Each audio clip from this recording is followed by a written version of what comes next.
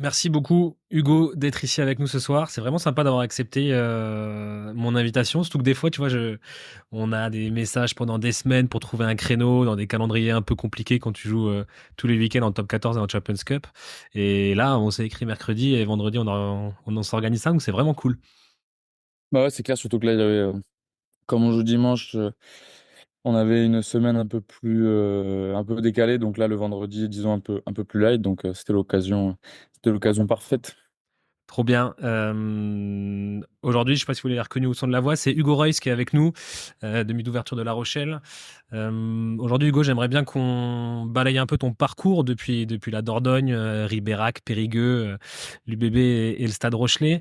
Et je voulais aussi plonger dans tes skills de tir au but, voir le côté à la fois technique et puis aussi psychologique, mental, tu vois, et voir un peu ce côté frappe des deux pieds que tu as travaillé depuis tout petit, il me semble.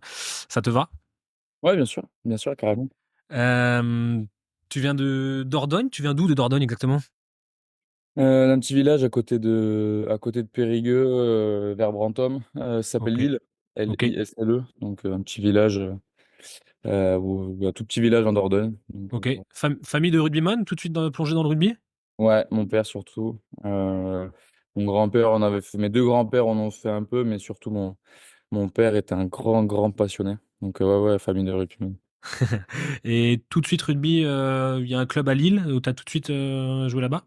Non, premier club Ribérac, là où mon père a fini sa carrière, en fait. Il a fini en Fédéral 1 là-bas. Et du coup, moi, j'ai commencé là à l'âge de 4 ans. Je pouvais pas encore commencer les maths, donc j'ai commencé là-bas. Et après, je suis parti à Périgueux, Ok, donc qui est un peu plus. Une équipe un peu, enfin une école de rugby un peu plus, on va dire, importante en Dordogne. Et du structuré, ouais. coup, ouais, on avait la possibilité de faire des gros tournois avec des Toulouse, des Brives, à l'époque quand c'était des plateaux. Ouais, ouais, parce que Périgueux, t'es dans cette zone-là, t'es un peu entre Brive et Bordeaux, c'est ça? Ouais, c'est ça, exactement. Exactement. Tu t'arrives à quel âge à Périgueux? J'y arrive à 9 ans. Ok, oui, donc ultra jeune, quoi. T'as fait Ouais, ouais, ouais. la majeure partie de ton école de rugby, ta formation là-bas. Ah ouais, bien sûr, bien sûr. Je suis arrivé à l'époque, c'était moins de 11 puis après, on a eu la conversion en des catégories en catégorie paire, donc moins de 12 moins de 14 que j'ai fait là-bas avant de partir à Bordeaux en cadet. Ok, en cadet. Oui, d'accord. Donc t'es quand même parti assez tôt de Périgueux pour aller en cadet à l'UBB. Ouais, alors moi, j'ai une situation un peu particulière parce que du coup, j'ai toujours vécu à Bordeaux Ok. la semaine, donc mes parents travaillaient sur Bordeaux donc toute la semaine on était sur Bordeaux. Et comme la famille, les amis sont en Dordogne, du coup on rentrait les week-ends et les vacances. Du coup, ce qui faisait qu'en fait, bah, je jouais au début en Dordogne, parce on y était les week-ends, mais je m'entraînais jamais la semaine avec eux. Ah, donc en fait, tu t'entraînais dans la région bordelaise et la semaine, Ouais, et j'avais une double tu. licence avec l'ASPTT, qui est maintenant l'ASPTT Stade Bordelais à Bordeaux, donc qui est le club un peu en entente avec l'UBB maintenant, mais bon, ça s'est un peu restructuré de son côté tout seul. Et du coup, j'avais une double licence là-bas pour pouvoir m'entraîner un peu la semaine. Et après, je revenais en Dordogne les week-ends, tous les week-ends, et je jouais en Dordogne. Pas évident ça quand même, non, à la fois Non, s'entraîner avec non, des non, c'était. copains et aller dans une autre équipe pour le week-end? Ouais, après, on était jeunes, donc il y avait pas de plan de jeu, il y avait rien du tout. Donc, franchement, il n'y avait aucun souci sur ça. Il y avait aucun problème, mais Non, non, c'est pas c'est en termes atypique. C'est de. atypique. Oui, non, ça, c'est plus de jouer avec des copains la semaine et de jouer avec d'autres copains le week-end. Ça doit être Ouais, ouais, très bien. bah, au final, les copains du rugby de la semaine, c'était aussi les copains d'école, donc bon, Oui, ça allait ok. tout seul. Et finalement, tu décides à un moment donné en cadet de passer définitivement à l'UBB. Pourquoi? Parce que c'est juste l'entrée au lycée ou parce que il y a un objectif derrière? Parce que du coup, à partir de la quatrième, j'étais à la préfilière rugby à Talence. Ok, Un sport-études un peu pour quatrième, troisième, donc qui n'est pas, on va dire, officiellement un pôle espoir. Où là, du coup, j'ai fait ma quatrième en étant à Périgueux. Et après, l'année où on passe à cadet, c'est là où on commence à avoir de vraies différences entre les clubs amateurs, on va dire, et les clubs professionnels, où bien sûr. du coup, les jeunes des clubs professionnels ont un championnat, les à la Mercerie, les Goderman, tout ça. Du coup, c'est là que j'ai rejoint Bordeaux. Ok. Et du coup, j'ai continué l'après-filière.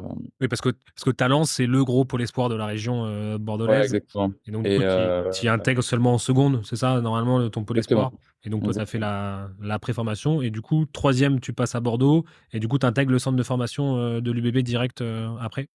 C'est ça, exactement. On intègre le pôle espoir du coup en seconde. Du coup, en seconde et en deuxième année cadet. Non, Ok. deuxième année cadet. Et Euh, après, du coup, oui. j'ai signé centre de formation à Bordeaux cette année-là, là, en seconde, je crois, quelque chose comme ça, à Ok. 16 ans. Tu me dis ça comme si de rien n'était. Comment ça se passe quand tu passes de Périgueux à l'UBB, quand tu passes de l'UBB à, enfin de l'UBB, de Bordeaux, d'un pré-centre de formation à un centre de formation, ça se fait comme ça? Tu montes les échelons plutôt bien et de façon aisée ou... Ouais, et bah, ça a toujours été mon rêve et mon objectif. Donc, ouais, au final, ça se fait assez naturellement, puisqu'on est toujours avec les copains, on est toujours avec les copains de nous, du coup, on était toujours ensemble. Avec les mecs de l'après-filière, du pôle, on était 24 heures sur 24 ensemble, 7 jours sur 7. Donc, au final, que tu sois à l'après-filière, au pôle espoir, à Bec, tout ça, pas changé grand-chose, hein, tout s'est fait naturellement. Ok, ouais, bien sûr. Tu commences à performer quand tu arrives au centre de formation, tu arrives quand même au pôle espoir, pardon, tu arrives quand même au meilleur niveau, au moins régional de cette zone. Tout d'un coup, t'es mis là-dedans, t'es au niveau?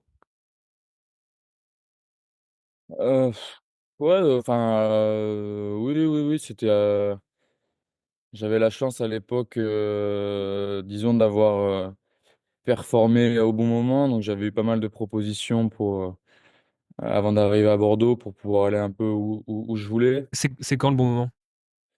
Bon, quand il y a des fois, quand il y a des recruteurs sur le bord du terrain, quand on avait fait les sélections du Pôle Espoir, j'avais été plutôt performant. Donc, forcément, là, il y a un peu tous les recruteurs. Donc, indirectement, j'avais eu le choix. Et c'est Ouais, assez important à cet âge-là. Euh, Même si au final, je suis resté à Bordeaux auprès de mes parents et ça a été très bien. Mais au moins d'avoir le choix et d'avoir ces opportunités. Et, ouais, c'est le Pôle Espoir. Après, disons que moi, j'ai toujours été dans cette optique où j'ai toujours aimé travailler et aimé vraiment bosser ce que je faisais. Donc, ça m'a pas changé grand-chose, mais c'est vrai que le Pôle Espoir, on voit que là, il y a une exigence qui est autre, qui est un peu différente d'avant, mais au final, on est toujours un peu baigné dedans, que ça soit au début par l'après-filière, tout ça pour ça. Donc, non, il y a pas. Moi, j'ai pas senti de majeur changement, en tout cas. ouais, ouais. Ok, juste un peu dans la professionnalisation du suivi, quoi. Ouais, ouais, ouais, Ok. exactement. Et du coup, tu fais ces 3 années complètes là, toutes les années lycée à l'UBB. Comment ça se passe, surtout sur ces 2, 3 dernières années qui sont souvent cruciales quand même chez les jeunes? Ça se passe bien? Qu'est-ce qui se passe?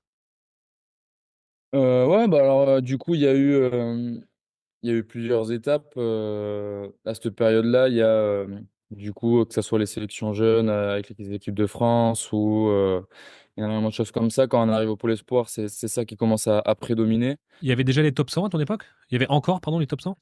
Ouais, les top 100, mais du coup, nous, au lieu que ça commence à l'âge de 16 ans, donc en première année de Pôle Espoir, ça commençait à.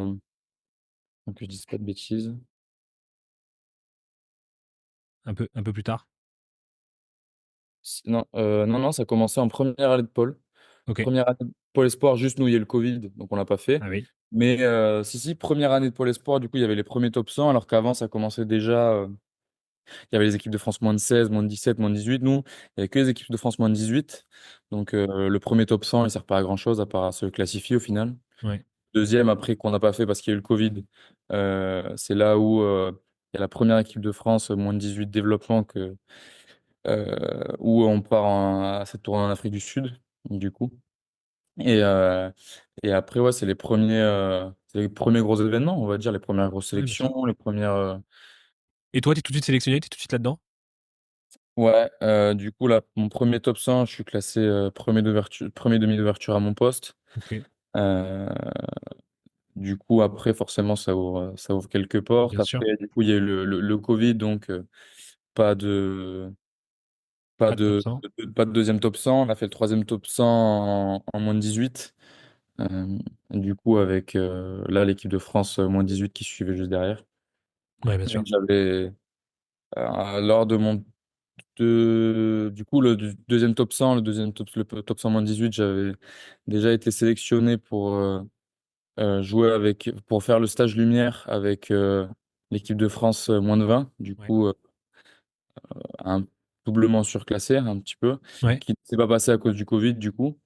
Et après la saison où j'ai été aussi un peu de stress et j'ai été beaucoup moins performant, du coup, après, j'ai pas été rappelé pour la fin, tout Pour simplement. la dernière. Ah, c'est marrant, hein. Ouais. C'est quand même dingue que la fois où tu aurais pu être doublement classé supérieurement, ça se fait pas à cause du Covid et finalement l'année d'après, t'es moins performant. Pourquoi? Comment tu Non, c'était la l'expliques? même. En fait, ça a fait. C'était dans ce milieu Covid, là, du coup, le Ah oui. stage lunaire, je le fais pas. C'était un stage à Rome que je fais pas, du coup, avec les 2002. Ouais. Parce que toi, t'es De, 2004. ouais, Ouais. 2002, plus que moi. Et après, au final, j'ai été beaucoup moins performant sur la suite de la saison. Du coup, j'ai pas été retenu pour le Summer Ok. Series, pas été retenu pour les autres stages. Donc voilà, ça Ok. c'est. Pourquoi? Oh, bah, un peu de pression aussi. Du coup, je savais quand on se sait attendu et quand on se sait un peu regardé, forcément, ça met un peu de pression tout de suite, hein. Ah bah, et puis Donc, c'est la première fois et quand t'es jeune et c'est des choses hmm. qu'il faut vraiment apprendre à gérer. C'est presque un skill, tu vois, de savoir gérer la Ouais, pression et de ah, bah, savoir. ça a été le passage, justement, j'ai commencé à prendre un prépa mental. Donc, ça a été un tournant assez important parce que du coup, c'est là où vraiment j'ai commencé à avoir les premières difficultés. Parce qu'au final, avant tout roulait, tout se passait très bien. Ouais, J'avais tu te jamais prends pas la connu tête, tu montes, tu montes, tu montes. exactement. Et là, du coup, on s'est observé, on dit, oula, enfin, inconsciemment, du moins, on se dit, oula, là, il va falloir que Chabon. Et on était en France, du coup, deux de mon année à faire ça. Donc, on était un peu catégorisés aussi. Ouais, bien sûr. Et ouais, on se dit, oula, là, il faut être performant. Ouais, et puis tout d'un coup, t'es plus focus sur, juste prendre du plaisir et jouer ton jeu. Ouais, T'es là à exactement. dire, «Faut que je sois au-dessus du lot», quoi. Exactement. Ouais, c'est sûr. Donc finalement, elle est plutôt bénéfique cette petite passade là où tu es un peu moins bien? Parce que c'est peut-être ce qui va te Ouais, permettre bien de mettre sûr. des choses en place que tu aurais peut-être mis, trop tard après, en place, tu vois? Ouais, bien sûr, parce qu'après, il y a par la suite, il y a le festival moins de 18, du coup, Ouais, avec l'équipe les joueurs de mon âge. Où là, pareil, je suis pas très performant. Du coup, dans la hiérarchie, je passe deuxième. OK. Donc ça a été un petit moment compliqué aussi, mais comme il en faut, et ça m'a énormément construit pour la suite, pour, euh, euh, pour mettre en place, comme tu l'as dit, des choses qui m'ont permis après d'être plus D'être performant. solide, Ouais. c'est clair. OK, tu décides, sur ces années charnières là de quitter le pôle espoir de l'UBB, enfin au moment où tu peux aller, rejoindre l'UBB en espoir, ce qui paraît la suite un peu logique. Tu décides d'aller au Stade Rochelet. Il y a une raison particulière à ça? Mais pareil, du coup, j'ai signé à l'âge de 16 ans au centre de formation à Bordeaux. Donc, c'est à cette époque-là où les premiers contrats arrivent. Et c'est là où, en fait, il y a énormément de clauses, de choses que nous, on contrôle pas. Et c'est là où les agents entrent en jeu. Et moi, je sais que le mien m'a sauvé la vie parce que si j'avais signé ce qu'on me proposait, c'est-à-dire une convention de 3 ans, euh, qui m'emmenait jusqu'à la fin de la première année espoir. J'aurais été très, très embêté par la suite pour avoir des opportunités pour partir ou tout ça. C'est Euh, franchement souvent ce qui se passe avec les contrats espoirs qui font signer où tu signes des 2+1 sans t'en rendre compte ou des 3 ans et au final les mecs te bloquent, te verrouillent, même sur l'année où tu passes en pro et que tu es encore espoir et là tu es bloqué en fait. ouais, exactement. Et c'est là où indirectement on te dit non, il faut pas que tu prennes d'agent, c'est assez mal vu, c'est un peu jeune, mais c'est là où Ah c'est faut là où savoir tout se dire, joue, hein. C'est vraiment là, sincèrement, c'est là où ta trajectoire de carrière, soit elle vient pas, hein. ouais, c'est clair. Et Hem, ouais, du coup, c'est là où les agents, au final, sont très importants parce que Bien sûr. ouais, franchement, ça peut devenir compliqué. Tu peux le citer si c'est quelqu'un qui t'a Ouais, aidé et c'est Clément Marienval, moi, qui me suit toujours actuellement et qui, pour le coup, m'a vraiment sauvé la vie parce que sinon, c'est j'aurais été bloqué. C'est marrant ce que tu me dis. J'ai fait un épisode avec Paul Malaise et lui aussi, il avait une grosse dédicace à son agent sans que je lui demande rien, qu'il avait aussi beaucoup aidé et puis sorti de certaines clauses et de contrats comme ça. Donc c'est marrant, tu vois, ça fait deux personnes, deux joueurs qui me disent du bien de Clément, que c'est que ça doit quand même être un bon agent. Ouais, ouais, mais c'est sûr, mais c'est après, il y en a plein des bons, mais c'est sûr que là, pour le coup, les gens qui nous accompagnent, enfin moi du coup, pour mon cas, il m'a beaucoup accompagné et on a toujours fait faire les bons choix. Et là, ça m'a permis du coup, à l'âge de 18 ans, d'avoir le choix. Le moment où du coup, ben, on va rentrer dans le monde professionnel en fait, ou potentiellement on peut rentrer dans le monde professionnel. Euh, Bah, d'avoir le choix en fait où bah, je pouvais rester à Bordeaux, j'avais des opportunités du coup, partir à La Rochelle ou dans d'autres clubs et où comparé à certains, on n'est pas bloqué et, de se dire bah, au final je fais un choix par défaut quoi. Bien sûr. Bien sûr, exactement comme avant, quand tu es rentré dans le pôle espoir à Talence, tu avais performé au moment, donc tu avais plusieurs choix. Même si tu choisis de rester, tu le choisis, mais en ayant connaissance des choses, tu vois. Ouais, exactement, exactement. Et je trouve que souvent encore les clubs pro maintenant jouent un peu de la fragilité des mecs qui à 18 piges, tu connais rien à ça, t'as pas d'expérience, tu sais pas quoi faire, comment faire. Et là, tu joues sur la confiance et je trouve ça un peu, des fois un petit peu limite, sincèrement. Ouais, c'est vrai que c'est complètement limite. Après, on arrive dans un monde de l'entreprise maintenant, un monde où ça devient aussi du business, hein, et que un jeune joueur, s'il est conservé dans un club, plus tard, il peut valoir assez cher, sur des sommes qui peuvent des fois être, pour le rugby, assez hautes. Donc, ouais, c'est sûr que c'est des enjeux financiers, et c'est là où il faut savoir bien s'entourer, bien s'entourer de gens qui s'y connaissent surtout, pour pouvoir nous conseiller. Ouais, c'est clair. Et puis tu vois, finalement, tu te rends compte qu'à 17-18 ans, tu avais déjà un prépa mental pour bosser sur ce fait de s'assumer et de rester lucide, de rester focus sur son jeu. Tu avais ce côté, un agent qui t'aide à faire les bons choix. Donc c'est pas Hugo Reus tout seul qui fait sa vie. Tu vois, tout ça, c'est guidé pour pas que ça dévie par des gens compétents. Ouais, exactement. Exactement. Après, moi, j'ai vraiment toujours voulu faire de ce sport mon métier et ma vie, c'est ma passion. Donc, mes parents m'ont aussi énormément aidé ils ont mis les moyens pour me prendre ce préparateur mental ou des fois quand j'en avais besoin. Donc, c'est sûr que ça m'a beaucoup aidé. Ouais, tu avais tout de suite cette vision finalement un peu pro du rugby. Tu avais tous ces choix et tu décides de partir au Stade Rochelet. Pourquoi? Plusieurs choses. La première, c'est on a fait un rendez-vous et j'ai vu qu'il y avait vraiment. C'était un club structuré, un club avec énormément d'aide au poste, surtout sur la technique individuelle. Et c'est une des choses qui m'a fait vraiment basculer. Après, il y a eu une partie scolaire aussi. C'était un Ok. club qui y accordait beaucoup d'importance. Et moi, mes parents m'ont toujours imposé le fait de garder les études, en tout cas un vrai diplôme euh, pour avoir un plan B au cas où. Et même, ils ont eu raison parce que ça fait énormément de bien aussi de pouvoir de se Penser à sortir autre chose. de ça et penser à autre chose. Et c'était quoi du coup? T'es allé dans quelle école?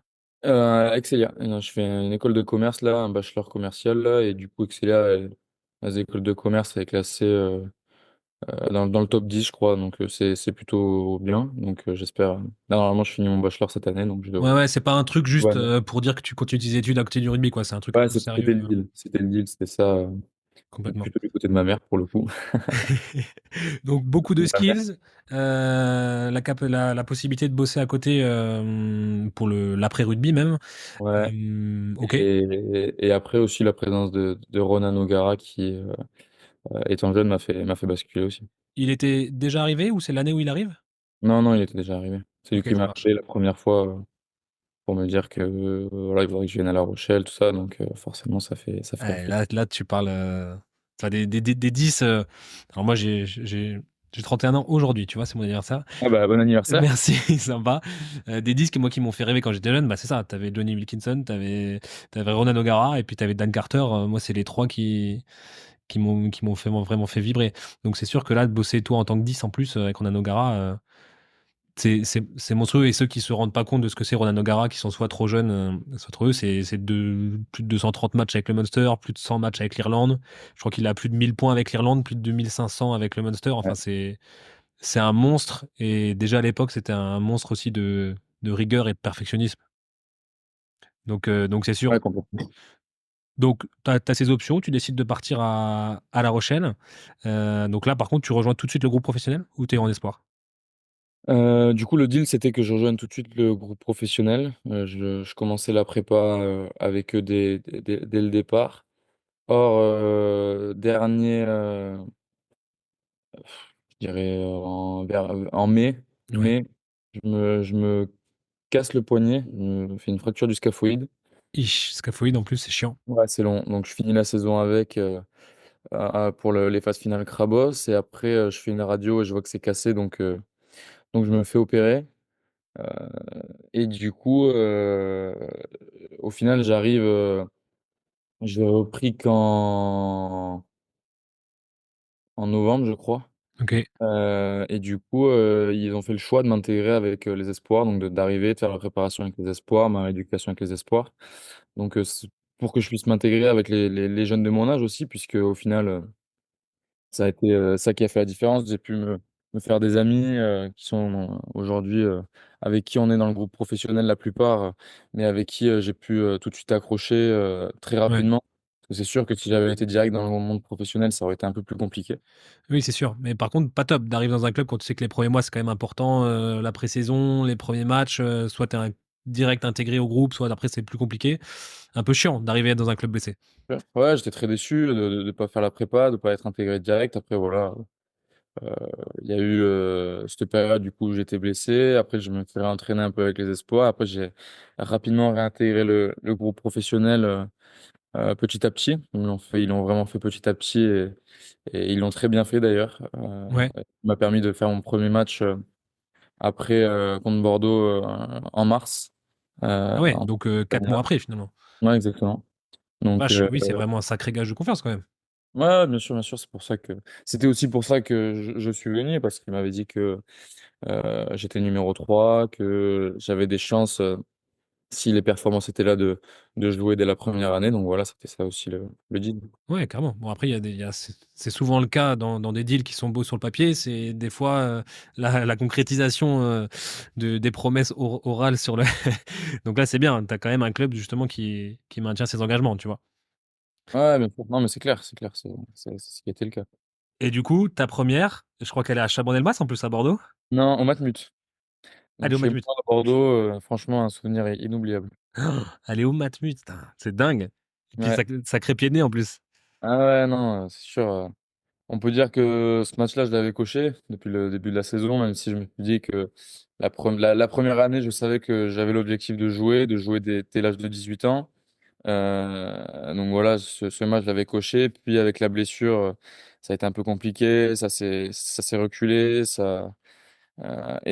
du coup, je pars pour le 6 Nations U20, Ouais, où petit à petit, j'arrive à gagner ma place et je finis le 6 Nations avec un match contre l'Angleterre à Basse, titulaire. ok. Et après, Là, on est en 2023, hein. en 2023, exactement. Ouais, c'est ça, ok. Donc en En février-mars, quoi. février de 2023, je crois. Ou fin mars Oui, oui, oui, 2023. je me rappelle de cette situation. Et c'est sur les 3 4 derniers matchs que tu es titulaire, tous les matchs avec l'équipe de France, là. Ouais. Et après, du coup, je fais le dimanche ou le lundi, je crois, ils disent de venir. Parce que nous, en fait, ce qui se passait, c'est qu'on s'entraînait avec les espoirs le mardi et le jeudi avec le groupe professionnel, mardi, mercredi, jeudi avec le groupe professionnel. Souvent, le lundi, c'était des réunions, des clartés, tout ça. Donc, on n'allait pas s'entraîner trop avec eux. Et là, je reçois un appel pour me dire qu'il faut, voilà, il faut que je vienne dès le lundi matin pour faire la réunion, tout ça. Et je vois que sur les clartés, c'est moi je tourne, donc voilà, je sens qu'il y a quelque chose. Et au final, donc je fais un premier match au Matmut devant 40 000 personnes. Ouais, c'était juste incroyable. Magnifique. Et finalement, ce 6 Nations avec les U20, il t'a vraiment lancé, il t'a aidé Ouais, à te mettre en jambe vraiment. pour la Ah ouais, première achat. Surtout que vous carrément. gagnez assez largement en plus. Ouais, on gagne 36-6. C'est une première qui se passe bien? Ouais, très très bien. Je rentre une vingtaine de minutes et sur une mêlée, mon premier ballon sur un repli, donc je trouve une touche. Je trouve une touche, donc premier truc qui me met plutôt en Clean. confiance, Mm. ça passe bien. Et après, quelques minutes plus tard, sur une mêlée dans nos 30 mètres, Grégory Aldrit qui part de la mêlée, qui sort de la mêlée. J'arrive à sa hauteur et il me donne le ballon et je fais 80 mètres, enfin, 70 mètres tout seul. Et juste après, il y a l'essai pour le bonus. Et je transforme la transformation en coin. Donc, ouais, pour le coup, première parfaite et juste inoubliable. Incroyable. Et tu sais que c'est rare, hein, des premières réussies. Je parlais avec Paul Malès, Ouais, ouais, il a fait un KO où il fait un en avant sa première truc. Je parlais avec Martin Pagerello, il se fait KO au lieu de marquer, il s'en souvient. La plupart des mecs, souvent la première, elle est difficile à avaler. Toi, c'est plutôt ouais, bien ouais. passé. Non, moi, c'est carrément bien passé. Après, j'ai été mis dans les bonnes conditions pour que voilà, ça puisse se faire. Mais ouais, c'est sûr que là, c'est clair que la première rêvée, quoi. Magnifique, magnifique. Bah, surtout quand tu sais que t'as beau dire ce que tu veux, hein, la première impression, ça joue, hein, pour la suite de ta carrière. Et quand t'as un mec qui est tout de suite là, au rendez-vous, au niveau et qui performe, bah, tu dis, bon voilà, si on lui a laissé sa chance, on peut compter sur lui. Parce que tu sais que des chances, t'en as pas non plus 50, quoi. Ouais, bien sûr, puisque justement, après, justement, ce match, j'intègre finalement la rotation équipe professionnelle, puisque il y a ce match à Bayonne la semaine d'après, enfin à Bayonne, à domicile contre Bayonne, où je suis titulaire, Oui, où je fais 80 minutes et où ça se passe très bien. tu fais Euh, 100%, non? ouais, 100% au pied. Donc ouais, ça s'est très bien enchaîné. Et le week-end d'après, Yuji Seteni se blesse pour le huitième de Champions Cup et c'est moi qui rentre sur le banc. Donc ouais, ça s'est très vite, ça allait très très vite. Ah, c'est dingue, hein. Tu Donc, vois, t'as des moments charnières comme ça quand même dans une carrière. bien sûr. Tu vois, c'est là que ça clique en fait. Ah ouais, complètement, complètement, complètement. Ça, là, pour le coup, ça s'est très bien goupillé et c'est allé très très vite. Ouais. Bon, après, c'est très bien coupé. Et si t'avais pas performé, ça aurait été merci, au revoir, rideau, tu vois. Bien sûr, bien sûr. Donc t'as eu l'opportunité. Des fois, ça s'ouvre pas. Des fois, t'as des mecs qui ont pas de chance. Ils sont numéro 3, numéro 4. Les mecs en face, ça se pète jamais. Et voilà. Là, par contre, quand ça s'ouvre, il faut le saisir, quoi. Ouais, exactement. Faut savoir la saisir. T'as fait Espoir, t'as fait Top 14, t'as fait Champions Cup. La différence que tu vois un peu sur ces différentes compétitions, déjà on va parler de cette différence entre le niveau Espoir et le niveau de Top 14, les gros changements toi, pour toi. La vitesse de la défense, la vitesse de prise de décision, surtout à notre poste, Ouais, où tout va plus vite. Je parle bien sûr en termes de temps de réaction, de montée défensive, et surtout au niveau des impacts. ouais, Par contre, en termes, par exemple, avec la comparaison avec les U20, on sait que ça va moins vite, le top 14 va moins vite qu'un match en U20, mais on a plus de temps en termes de prise de décision, les défenses montent moins vite. Les défenses en top 14 sont vraiment très, très, très en place et il y a très peu d'espace. ouais. Là où t'as peut-être une seconde pour prendre ta décision en U20, tu as une demi-seconde ou un quart de seconde en Top 14, quoi. Exactement. Ouais. Et ça a été pour toi ou ça a été un dur passage de l'un à l'autre? Non, pour le coup, ça a été, puisque du coup, j'ai un peu aussi l'insouciance des débuts. Tout s'est très bien passé, tout s'est très bien goupillé. Et la suite de la saison a été aussi incroyable. Du coup, à partir de mars, j'ai fait énormément de matchs. Je fais 8 matchs, je crois, alors que j'intègre le groupe à la journée, je sais plus, si je dis pas une bêtise, à la journée 17 ou 18. Ouais, c'est monstrueux. Surtout qu'en octobre, novembre, t'es blessé, t'as Ouais, pas fait un match en mars et finalement tu finis la saison avec les pros, quoi. exactement. En plus, c'est la saison où, oui, c'est ça, ça va en finale. Ouais, on fait les deux finales. Ah oui, Et, oui, oui, c'est donc, l'essai de Romain à la dernière seconde, c'est ça? ouais, malheureusement. Oui. Ouais, t'as un bon souvenir, ça. Mais C'est bon. sûr. Mais première phase finale de top 14 quand même, de l'avoir vécu. Qu'est-ce qu'on en tire? Incroyable, franchement incroyable. Pour moi, les souvenirs, c'est ça, c'est un- une première vision sur ces phases finales. Là, j'ai 18 ans. Et bon, je joue pas, mais je suis 24e du coup. Ok. Donc, malgré tout dans le groupe, et comme si je jouais au final. Donc, ouais, quelque chose d'assez incroyable et vraiment des étoiles dans les yeux. Tu vois une différence? Martin Pagerot, il nous disait que par exemple au Stade Toulousain, tu as la saison régulière, et puis d'un coup, tu as la phase finale, et là, tu sens dans les entraînements, dans la rigueur, dans le regard, dans le réveil un peu de tous les cadors, que ça change vraiment, ça shift. Tu l'as vécu aussi au Stade Rocher? Ouais, bien sûr, quand on sent que les matchs importants arrivent, il y a forcément cette exigence qui est toujours là. On parle de standard, mais c'est normal que c'est humain que lors des matchs très importants, il y a un surplus de concentration et ça se voit, c'est clair. Nous, c'est surtout sur ces derniers temps, les matchs de Coupe d'Europe et oui, les matchs de phase finale ces 2 dernières années, c'est sûr qu'il y a quelque chose en plus. Il y a une concentration, il y a une implication supplémentaire. C'est souvent là qu'arrivent de temps en temps des bagarres à l'entraînement, mais c'est pas forcément mauvais, hein, c'est Ouais, tu sens que t'as la tension, quoi. ouais, un engagement, une tension qui fait que bah, au bout d'un moment, ça y va, enfin, Bien sûr, ça pète, quoi. bien sûr. Et c'est là qu'on reconnaît que l'exigence, elle est vraiment très élevée à ce moment-là. Ouais, bien sûr. Tu finis cette saison du coup, qui avait plutôt mal commencé et qui finalement s'est bien tournée et s'est même très bien tournée et puis finalement tu finis à 18 ans à être inclus vraiment dans la rotation d'une équipe professionnelle en top 14. Se suit l'année d'après où là finalement t'enchaînes encore plus. Je sais pas, tu dois faire une vingtaine de matchs la saison dernière? Ouais, 20, exactement. Du coup, je fais 20 matchs, donc du début de l'année jusqu'à mars, à peu près. Tout se passe à merveille. Il y a ce match contre Bayonne où je rentre et je mets la pénalité de la gagne. Le match contre Bordeaux, On en reparlera de cette pénalité de la gagne ouais, à Bayonne. ou le match contre Bordeaux où avec Teddy Rebaren, on rentre et on arrive avec l'équipe à inverser la tendance. Donc, ouais, il y a eu ce match aussi contre Toulouse à De Flandre le 30 décembre où au final il y a quand même 37 points face aux Toulousains. Donc, ouais, un début de saison jusqu'à mars assez incroyable.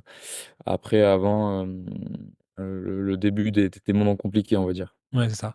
Hem, Qu'est-ce que c'est de faire une saison complète de top 14? Tu vois, en termes d'impact physique et de toi, parce que là, tu as fait juste la fin de saison sur la saison 2022-2023. Est-ce que tu ressens cette fatigue, l'enchaînement des matchs, tu le ressens? Ouais, bien sûr. C'est clair qu'on ressent la fatigue, on ressent heu, tout ce qui est fatigue, que ce soit mentale ou fatigue physique.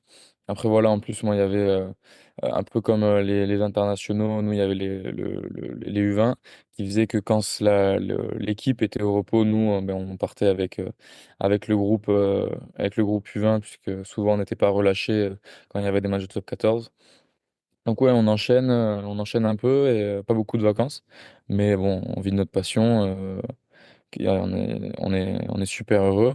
Mais c'est juste que physiquement, ouais, c'est sûr que c'est pas facile. Oui, oui, oui, oui, bien sûr, vous vivez de votre passion, bien sûr, vous n'allez pas commencer à râler parce que vous jouez trop, mais à un moment donné, voilà, tu peux pas faire, c'est 14 équipes en top 14, ça fait 13 fois 2, ça fait 26 matchs.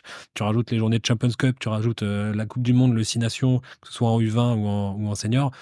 C'est monstrueux quand tu connais l'impact d'un match. C'est pas un match de basket où tu peux rejouer 3 jours après. Quand tu sors d'un match de top 14, je pense que toi, tu peux nous le dire, t'es rincé pendant 2, 3 jours, quoi, vraiment. Donc tu fais ça fois 30, 35, 40, et t'es rincé physiquement et mentalement, quoi. Bien sûr, complètement. Ouais, ouais, bien sûr, c'est sûr. Mais encore, moi, je suis à un poste où T'es moins exposé. je suis un peu moins exposé. Mais ouais, c'est sûr que des postes où on s'attaque pendant 80 minutes, c'est très très difficile d'enchaîner tous les matchs. Ouais. Ah oui, oui, c'est une évidence. Euh, On va quand même, bah, t'en as parlé, on va parler de cette partie U20 qui te suit à chaque fois avec La Rochelle, avec cette Coupe du Monde du coup 2023 où vous faites champion et cette Coupe du Monde 2024 où vous faites vice-champion, où tu es capitaine d'ailleurs. Euh, Comment tu l'as vécu cette progression où tu arrives un peu dans cette équipe U20 sur la pointe des pieds, finalement tu gagnes ta place, finalement vous êtes champion du monde, finalement tu deviens capitaine. On sent qu'au fil des années, tu vois, tu prends de plus en plus de place dans cette équipe. C'était une volonté ou ta volonté était vraiment fixée sur le top 14? Oh, bien sûr, c'est une volonté. Au début, ça a été la suite des moments un petit peu compliqués que j'avais pu connaître au début, là où normalement c'était souvent à mon âge moi le numéro un et que c'était moi qui jouais. Puis après, il y a eu cette période où du coup, je suis redescendu, j'ai pas été pris pour le premier stage, donc c'était des vraies déceptions. Puis après, ce premier match contre l'Italie où je suis hors groupe. C'est Tom Raffi et Axel Desperes qui jouent. Assez difficile aussi. Puis après, au final, je suis remplaçant le match d'après. Puis je finis le match titulaire. Donc ouais, au final, j'arrive à m'imposer et c'était un vrai objectif et une vraie passerelle pour la suite. Ouais, bien sûr. Bon, après, c'était aussi la saison où tu arrives blessé, du coup, tu joues pas pendant 2 3 mois, du coup, les autres performent, tu vois, ça paraît non plus pas illogique, tu vois, qu'ils soient sélectionnés de prime abord. Comment tu l'as vu, justement, cette concurrence, parce que ce soit là en équipe de France U20, ou là, maintenant, avec Antoine Astoy et Yaya West, comment tu l'as vu, cette concurrence? C'est quelque chose qui te stimule, tu arrives à faire le juste milieu entre la stimulation et le côté énervant de ne pas jouer? Ouais, bien sûr, c'est quelque chose qui doit amener vers la progression. Après, voilà, c'est sûr que là, surtout en ce moment, c'est un peu compliqué puisque je joue moins, je joue très peu ces derniers temps.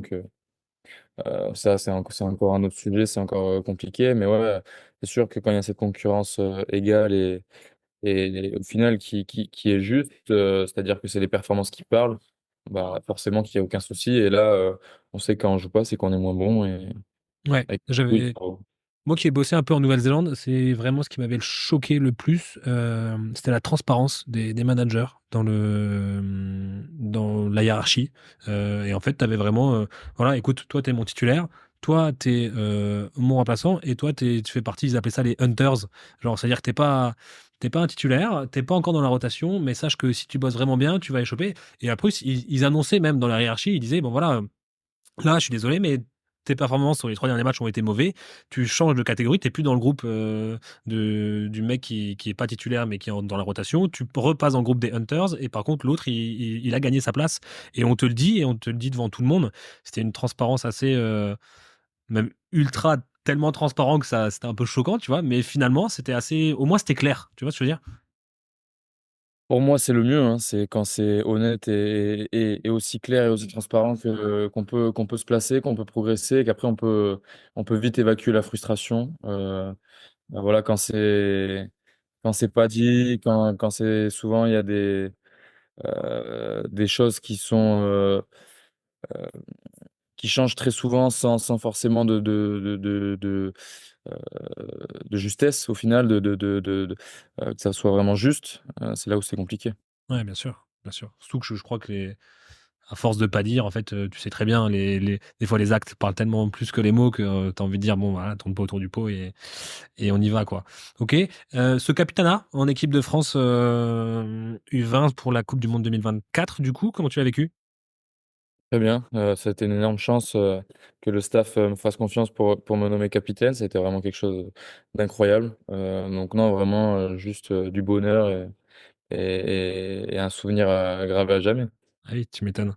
Euh, Tu ressens le fait d'avoir gagné cette Coupe du Monde en 2023, ou même celle de 2024 d'ailleurs, ça a tissé des liens avec les autres mecs de ta génération encore plus fort que ce qu'il y avait avant? Ah bien sûr, c'est des mecs avec qui on garde contact, avec qui à chaque fois qu'on se voit, ben, on se remémore, soit pour la première année, ce titre de champion, soit pour la deuxième année, au moins cette aventure juste incroyable. Donc ouais, c'est des souvenirs vraiment inoubliables et des amitiés et des liens qui, je pense, seront pour toujours, seront là Ouais, pour. c'est clair. J'en profite tant qu'on parle des U20. Il y a cette nouvelle génération, Philippe Bauer, l'entraîneur de la défense de l'équipe de France, disait ce sont des tauliers, ils assument leurs décisions et leurs responsabilités.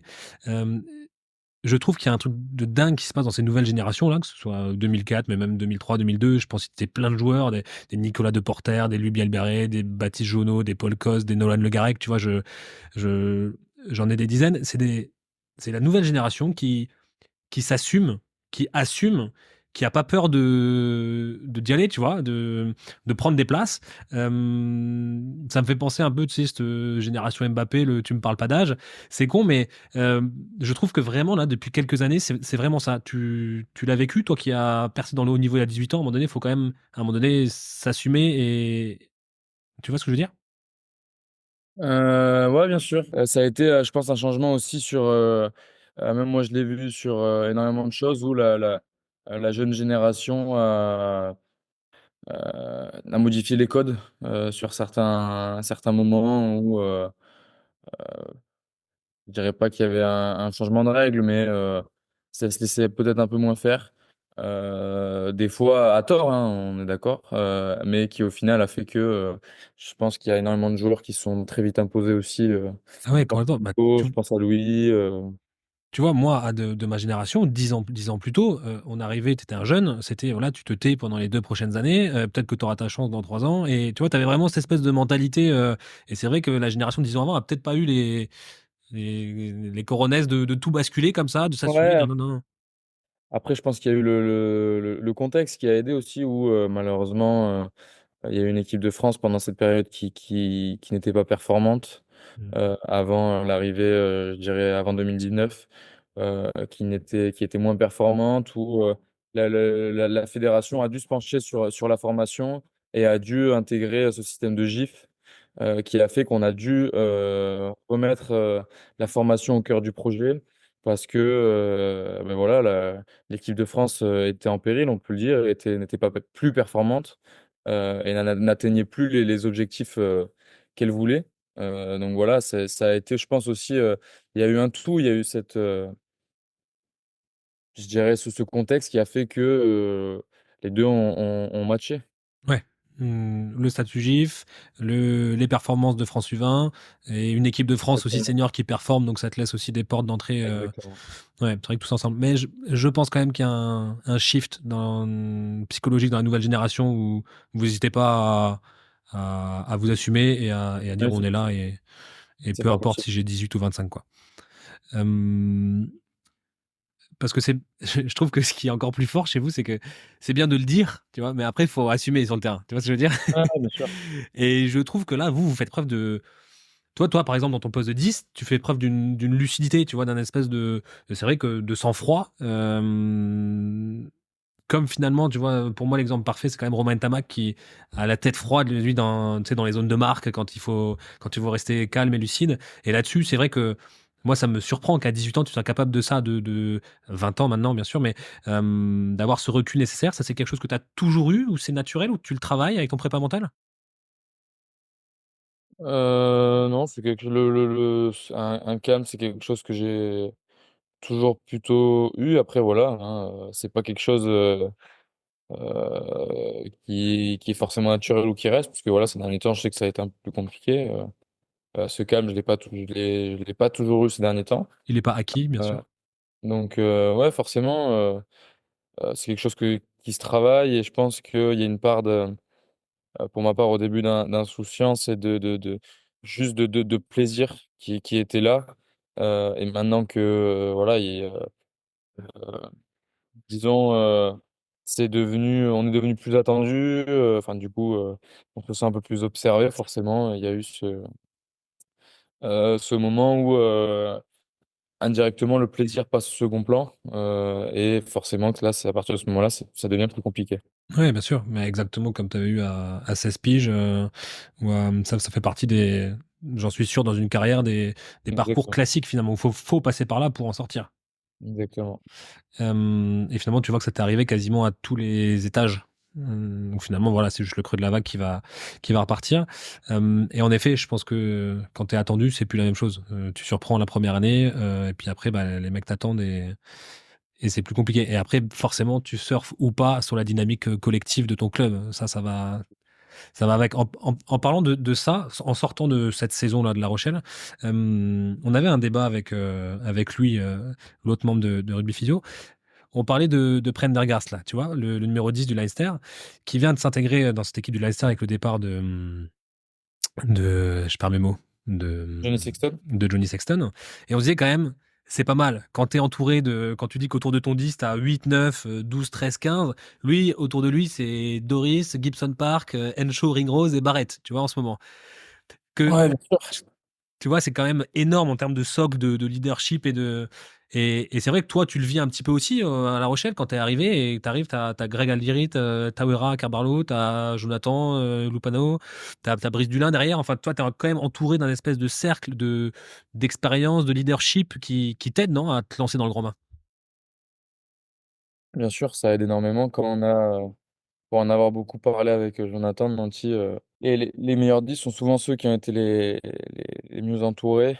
C'est sûr que quand tu joues 10, que tu regardes ce qui se passe autour, mais qu'en plus derrière, tu as trois mecs qui te disent long à gauche, déplace, là tu peux la donner à ci, à ça, c'est sûr que c'est plus facile. Donc ouais, c'est un élément très important qui fait que même au final, quand tu es moins dans ton assiette, quand ça va moins bien, au final, tu sais que tu peux leur donner le ballon et eux, ils vont faire la diff et ça va te mettre en confiance aussi. Donc, c'est sûr que quand tu es bien entouré, c'est beaucoup plus facile. C'est une évidence. Mais en même temps, ce qui doit être dur, c'est que ça reste toi le patron, dans le sens où c'est toi qui as les clés du camion, c'est ton poste de Ah, 10 qui veut exactement. ça. Et c'est le revers de la médaille. C'est sûr que d'être entraîné, que d'être entouré que de joueurs d'expérience et de leaders, c'est bien. Mais à un moment donné, comment tu t'imposes toi en tant que patron face à tous ces mecs-là? Ouais. Alors, moi, ça a été un débat aussi parce que je suis de nature assez timide de base. Ouais. C'est sûr que quand j'ai dû parler et des fois, ce qui impose aussi de gueuler sur des Winnie Antonio, des Will Skelton, des Grégory Aldrit parce que pas pour pas juste pour crier mais pour dire C'est ton voilà rôle. enfin soit ils sont pas bien placés soit comme dans le stade il y a beaucoup de bruit de passer un message mais avec une voix élevée forcément au début c'est pas forcément facile donc ouais c'est quelque chose à travailler à savoir au final que même sur un jeune âge, la légitimité du poste fait que on est autorisé au final à faire ça naturellement. T'as même pas le choix finalement. À un moment donné, Ouais, ils ont exactement. besoin, les mecs, d'être Et les drivés. mecs ont besoin de ça et c'est justement eux au final quand on leur parle fort, distinctement et de manière la plus claire possible que eux se sentent le mieux et c'est ce qu'ils préfèrent au final aussi. Ouais, bien sûr, bien sûr. C'est des mecs qui ont besoin d'être drivés, c'est une évidence. Et je pense que c'est le poste le plus dur à ça, je pense que c'est le poste de neuf où tu dois vraiment tous tes avants te les mettre sous le coude et les driver vraiment fort. Et quand tu es un jeune neuf et que tu dois faire ça avec un pack d'anciens, ça doit être sacrément chaud. Ouais, c'est sûr. C'est Comment. sûr, après, de nos jours, tout dépend des équipes, mais il y a énormément d'équipes où il y a de plus en plus de choses qui passent par le 10 ou par le 15 aussi. Donc, des fois, c'est sûr que les responsabilités sont un peu décalées. Ça dépend un peu du projet. Des fois, je sais qu'il y a des neufs qui, au final, ne font, ont moins à s'imposer, ont moins à gérer le jeu. Au final, tout se fait un peu plus par 10-15. Donc, ça dépend un peu, mais ouais, c'est sûr que un neuf qui a la mission de gérer le jeu de l'équipe et en plus qui est jeune avec un pack d'expérimenté, c'est sûr que ça va pas être facile. euh, tu me lances un débat que j'aime bien là. Tu vois, je trouvais qu'il y a encore quelques années, on s'éloigne un peu du sujet, mais tu avais beaucoup d'équipes qui essayaient de mettre deux 10 dans la même équipe, tu vois, un espèce de 5 8 un 10 et un 12 tu vois, avec par exemple Smith et Farrell en Angleterre. Nous, on a essayé, j'avais Beren Tamak. Enfin, tu vois, tu avais beaucoup d'équipes comme ça, et je trouve que maintenant, depuis quelques années, on est revenu à ce côté où le 10 prend les clés du camion et lead un peu tout ça parce que ça simplifie beaucoup de choses et ça fluidifie le jeu avec bien sûr le 15 en soutien s'il y a le 10 qui est pas là. Mais je trouve que de nouveau, le 10 est vraiment de nouveau au cœur du jeu, dans le cœur des décisions. Tu le ressens toi ou pas? Pour moi, enfin pour l'avoir vécu, oui, c'est maintenant le 10 qui, pour moi, a la plus grosse responsabilité du jeu. C'est lui qui va un peu tout organiser et tout driver. Après, pour cette histoire de polyvalence et de cette association, en fait, tout dépend de quel jeu tu veux adopter, de quel jeu tu veux mettre en place. C'est sûr que si tu mets cette polyvalence pour jouer à un jeu qui ne va pas être celui adéquat au profil des joueurs, ça peut pas marcher. Je pense notamment au jeu où il y avait un moment Smith et Farrell ou George Ford et Owen Farrell. Hmm. euh, Au début, quand ça marchait très bien, quand c'était un jeu souvent énormément de dépossession, quand après l'Angleterre, par moment, a essayé de posséder le ballon un peu plus, ça a été forcément un peu plus compliqué. Euh, c'est plus difficile d'avoir deux chefs d'orchestre. Ah bah Euh, ça, c'est clair. mais tout dépend du jeu qu'on veut jouer. C'est ça, c'est plutôt ça le débat, moi, je pense. Oui. L'association, je pense notamment à Monga Barrett. Là où les deux joueurs sont des joueurs typiquement de ballon Créatif. et créatifs, où là, pour le coup, ça a été pour moi une réussite, même si les Blacks. Tu vois qu'il aura fallu du temps quand même hein, pour que ce Ouais, soit une réussite. bien sûr, ça a fallu du temps, mais il y a eu aussi ce petit creux des Blacks qui a pas aidé. Mais je vois notamment, enfin, en équipe de France avec Romain Tamac et Thomas Ramos, où Thomas Ramos, c'est aussi un 10, hein, pour l'instant, même, on peut même dire que c'est même je pense, cette saison, le meilleur 10 du monde. Donc, cette association fait que, comme surtout, les deux sont des joueurs aussi de ballon, ça fait qu'il n'y a aucun souci à leur association et l'équipe de France se porte au mieux. Ouais, donc finalement, c'est plutôt, toi tu dis, c'est plutôt le projet de jeu qui Ouais, va je dire. trouve que tout dépend du profil et du jeu que tu veux adopter. Hmm. Pas forcément mauvais d'associer deux joueurs. Euh, mais voilà, il faut que leur profil aille avec le style de jeu que tu veux adopter. Ouais, c'est clair. Tu vois, moi, ce qui me pose toujours problème, c'est que voilà, un 10 en 12 à un moment donné, s'il faut fixer le centre du terrain, à un moment donné, il y a des gens qui sont plus performants que lui, tu vois. Mais c'est vrai Ouais, que si c'est après, un jeu de dépossession, t'as raison, que là, ouais, bien sûr. Et c'est pour ça qu'après, il faut pouvoir associer des joueurs avec ça. Si on met un 5/8 avec un numéro 13 plutôt dans un profil 12 qui va pouvoir justement remplacer sur ce premier temps le numéro 12 et d'aller fixer le milieu du terrain, c'est pas gênant au final, mais par exemple, quand l'Angleterre mettait quasiment 3-10 avec George Ford, Owen Farrell et et Slade. Slade, sur le truc là, avec un jeu des possessions, c'est sûr que là, ils étaient au mieux, hein, donc, Magnifique quand même, hein, cette ligne de trois quarts là. ah, c'est sûr que là, il y avait 3-10 de formation alignés à côté. C'est sûr que sur le hockey, on pouvait être inquiété. C'est clair. Tu m'as fait penser en parlant des Blacks à Yaya West. Toi, moi j'ai bossé au Magpies. Il est passé par les Magpies dans la province de Hawke's Bay. Il était déjà parti au Blues et après en Europe quand j'y ai travaillé, mais il avait assez marqué la province et surtout par le fait que c'était un joueur instinctif qui aimait beaucoup le jeu, même trop d'ailleurs. Je crois qu'au Auckland Blues, alors que pourtant en Nouvelle-Zélande ça joue, hein, ils n'ont pas peur de jouer, mais même là il disait que ça joue beaucoup. Est-ce qu'il a eu une influence sur toi dans le fait que toi, tu as cette vision NZ très orientée vers le jeu? Je pense que nous, en France, on a une vision quand même très orientée, même jeune, sur la stratégie, sur le jeu au pied, sur des choses comme ça. C'est vraiment deux visions qui s'affrontent et qui sont complètement différentes. Tu l'as ressenti et si oui, est-ce que ça t'a influé? Ouais, bien sûr. Du coup, moi, je suis arrivé sur ma première année où il n'était pas là. Du coup, il était à Toulon. Euh, ouais, là, je me suis beaucoup inspiré de lui sur sa capacité à jouer à la main. Il a un catch and pass assez incroyable. Je pense pas mentir en disant que c'est un des meilleurs du monde sur ça. Il a cette qualité de passe et de vitesse qui est assez incroyable. Et de prise de Euh, décision en même temps? Exactement. Donc c'est un joueur qui, quand il est en confiance, est juste exceptionnel. Donc voilà, après, il faut l'équipe qui va avec. Je sais qu'il a eu des moments assez compliqués à La Rochelle aussi, mais disons que forcément, son profil de jeu n'était pas forcément le jeu auquel tendait La Rochelle. Donc c'est là où potentiellement, il y a pu avoir des moments difficiles, mais voilà, il a su s'adapter.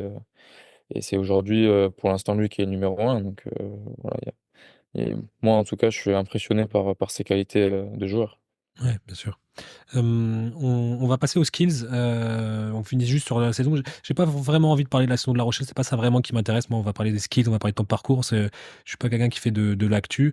Euh, la seule question que je te poserai, c'est qu'est-ce que toi tu essayes individuellement et qu'est-ce que vous essayez de la session elle est forcément plus poussive cette saison de La Rochelle. Et je me dis dans ces moments-là, tu vois, quand c'est plus compliqué, quand c'est plus dur, t'es toujours là à dire, putain, là, il faut essayer de faire ça, il faut essayer de faire ça. Qu'est-ce que, tu vois, concrètement, au jour le jour, qu'est-ce que vous essayez de faire, qu'est-ce que tu essayes de faire pour inverser cette tendance? Alors, que ce soit collectivement ou personnellement, c'est aussi se remettre en question, voir ce qui marchait voir ce qu'on faisait quand ça marchait, voir ce qu'on fait maintenant directement, peut-être qu'on a changé sans s'en rendre compte. Euh, et c'est ça qui va aussi faire la différence pour se remettre soit dans le droit chemin, soit juste changer quelque chose. Peut-être que ce qu'on faisait avant suffit plus maintenant, donc il faut aussi changer des choses. Donc voilà, c'est souvent se remettre en question. Ouais, bien sûr. Tu vois, l'équipe de France, après la coupe du monde, ils ont eu vraiment du mal, avec un tournoi à destination qui était très compliqué et là, tu vois, j'ai vraiment senti sur cette tournée d'automne un espèce de nouveau déclic, tu vois? Un nouveau départ, où tu sens qu'il y a une nouvelle énergie, ça y est, ça a été digéré et cetera et j'ai l'impression qu'en fait, il manque que ça à La Rochelle, tu sais? Un espèce de petit déclic, un espèce de nouveau départ et finalement les joueurs et la qualité du jeu, la qualité des individuelle, elle est là, donc ça va tu vois? Je pense qu'il manque pas grand chose. Ouais, c'est sûr. Après, des choses qui sont aussi internes au club et qui sont en ce moment aussi un peu compliquées. Donc voilà, ça c'est un autre sujet, mais ouais, c'est sûr que il manque pas grand-chose, je pense.